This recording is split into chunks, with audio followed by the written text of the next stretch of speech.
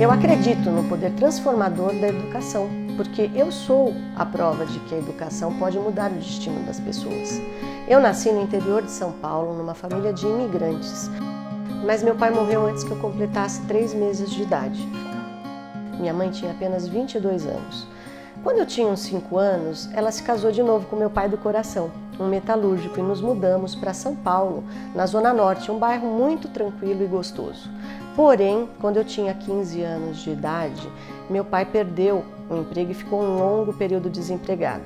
Eu tive que começar a trabalhar e nos mudamos para o Jardim Peri, um violento bairro da periferia onde a pobreza de antes foi colocada sob uma nova perspectiva naquele bairro, com ruas de terra, sem asfalto, sem sarjeta, onde algumas vezes tive que pular cadáveres para ir trabalhar às 6 horas da manhã. Mas, como minha mãe sempre me dizia, o estudo podia mudar a minha vida, e assim foi acontecendo. Aos 18 anos eu passei no concurso para o Banespa, e isso me possibilitou pagar cursos de inglês, francês, computação, e entrei no vestibular de Direito do Mackenzie. Me formei advogada, me casei, tenho 2 filhos, e em 2015 não aguentava mais ver a situação em que o nosso país se encontrava.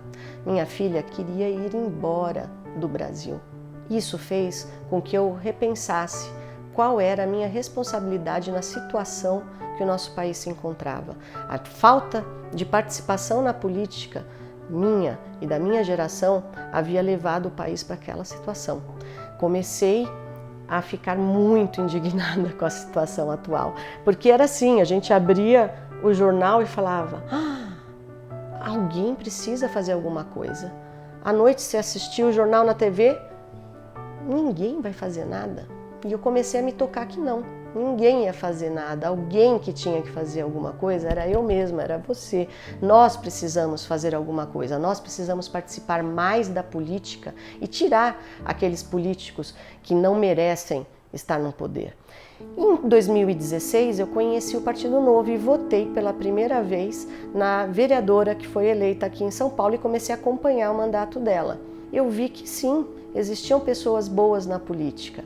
Me filiei pela primeira vez em um partido e comecei a receber ainda mais e-mails das atividades do partido. Quando chegou em 2018, recebi um e-mail dizendo que o partido estava fazendo processo seletivo para escolher seus candidatos. E, nossa, então é verdade que eles fazem processo seletivo. Isso é totalmente diferente de tudo o que a gente já tinha ouvido. Quando chegou o e-mail dizendo que era o último processo seletivo, eu falei: vamos ver se isso daí é de verdade. E me inscrevi. E um dia eu recebi: parabéns, você é a nossa pré-candidata a deputada estadual. Bom, e o que faz um candidato? Eu nunca havia participado de política antes. Comecei a observar os outros candidatos, como é que eles se portavam, como eles faziam a campanha deles, e sem dinheiro nenhum, comecei a fazer a minha campanha. Para as mulheres é sempre mais difícil, né? Porque assim, as mulheres não se enxergam na política, e é preciso mais mulheres na política para elas verem que sim, elas podem participar. Mesmo com toda a inexperiência, consegui 7.927 votos, que muito ajudaram a eleger os nossos 4 deputados que estão lá na Lesp e muito bem me representam. Desde então, continuo participando do Partido Novo em todas as atividades e procurei me formar, me capacitar mais para poder fazer esse trabalho na política. Entrei para um curso de renovação e capacitação política onde haviam 31 mil candidatos. Me formei entre os 1.100 melhores e fui escolhida para fazer neste ano de 2020 o curso avançado. Foram apenas 500 daqueles 31 mil iniciais. Me sinto agora muito mais preparada para fazer a diferença na nossa cidade. São Paulo merece novos políticos, pessoas que façam a diferença na nossa cidade. Eu sou a Mônica, eu sou o Novo.